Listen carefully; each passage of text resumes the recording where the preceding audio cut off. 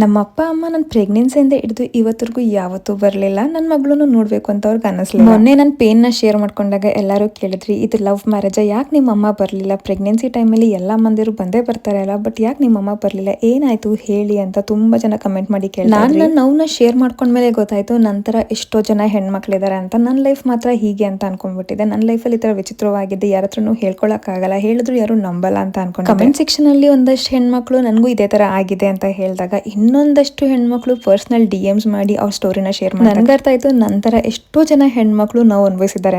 ಯಾಕೆ ಅಂತ ಎಲ್ಲರೂ ನನ್ನೇ ಪ್ರಶ್ನೆ ಮಾಡ್ತಿದ್ರು. ನನ್ನ ಮನ್ಸಲ್ಲೂ ಅದೇ ಪ್ರಶ್ನೆ ಇದ್ದಿದ್ದು. ನನ್ನ ಲೈಫಲ್ಲಿ ಬಂದಿದ್ದು ಅನ್ಪ್ಲಾನ್ ಪ್ರೆಗ್ನೆನ್ಸಿ, ಅದ್ರ ಜೊತೆಗೆ ನನ್ನ ವೀಕ್ನೆಸ್ ಅಂತ ನನ್ನ ಜಾಬ್ಗೆ ಹೋಗಕ್ಕಾಗದೆ, ಸ್ಯಾಲ್ರಿ ಬರೋದ್ ಸ್ಟಾಪ್ ಆಯ್ತು, ಫೈನಾನ್ಷಿಯಲ್ ಇಶ್ಯೂಸ್ ಜಾಸ್ತಿ ಆಯ್ತು. ನನ್ನ ತವ್ರ ಮನೆಯಿಂದ ಬರ್ತಿದ್ದ ಫೋನ್ ಕಾಲ್ಗಳು ಸ್ಲೋ ಆಗಿ ಸ್ಟಾಪ್ ಆಯ್ತು. ನನ್ನ ಫೋನ್ ಯಾರು ಪಿಕ್ ಮಾಡ್ತಾ ಇರಲಿಲ್ಲ, ನನ್ನ ಜೊತೆ ಯಾರು ಮಾತಾಡ್ತಾ ಇರಲಿಲ್ಲ. ಸುತ್ತಮುತ್ತ ಏನ್ ನಡೀತಾ ಇದೆ ಅಂತ ಅರ್ಥ ಮಾಡ್ಕೊಳ್ಳೋ ಅಷ್ಟ್ರಲ್ಲಿ ನನಗೆ 2.5 ವರ್ಷ ಬೇಕು. ಡೀಟೇಲ್ ಸ್ಟೋರಿನ ಎವ್ರಿ ಟ್ಯೂಸ್ಡೇ ನನ್ನ ಪುಟ್ಟ ಕನಸು ಅನ್ನೋ ಎಪಿಸೋಡ್ಸ್ ಅಲ್ಲಿ ನಾನು ಆಗ್ತಾ ಇರ್ತೀನಿ. ಜೊತೆಗೆ ನನ್ನ ಪ್ರೊಫೈಲ್ ಹೈಲೈಟ್ಸ್ ಅಲ್ಲೂ ನಾನು ಟ್ಯೂಸ್ಡೇ ಎಪಿಸೋಡ್ಸ್ ಅಂತ ಹೈಲೈಟ್ ಮಾಡಿದ್ದೀನಿ, ಫ್ಲೋ ಸಿಕ್ಲಿ ಅಂತ. ನಾನು ಮತ್ತೆನೇ ಎಷ್ಟು ಪ್ರೀತಿ ಮಾಡ್ತೀನಿ, ನನ್ನ ಹೆತ್ತ ತಂದೆ ತಾಯಿನ ಎಷ್ಟು ಪ್ರೀತಿ ಮಾಡಲ್ಲ. ಎಷ್ಟೇ ಆಗ್ಲಿ ತಂದೆ ತಾಯಿನೇ, ಅವ್ರ ಸ್ಥಾನ ಯಾರು ತಗೊಳಕ್ಕಾಗಲ್ಲ. ನಾನು ಅವತ್ತಿಗೂ ಪ್ರೀತಿ ಮಾಡ್ತದೆ, ಇವತ್ತಿಗೂ ಪ್ರೀತಿ ಅವ್ರು ನನ್ನ ಮಗಳನ್ನ ಪ್ರೀತಿ ಮಾಡೋದು ಬಿಡೋದು ಅವ್ರ ಇಷ್ಟ.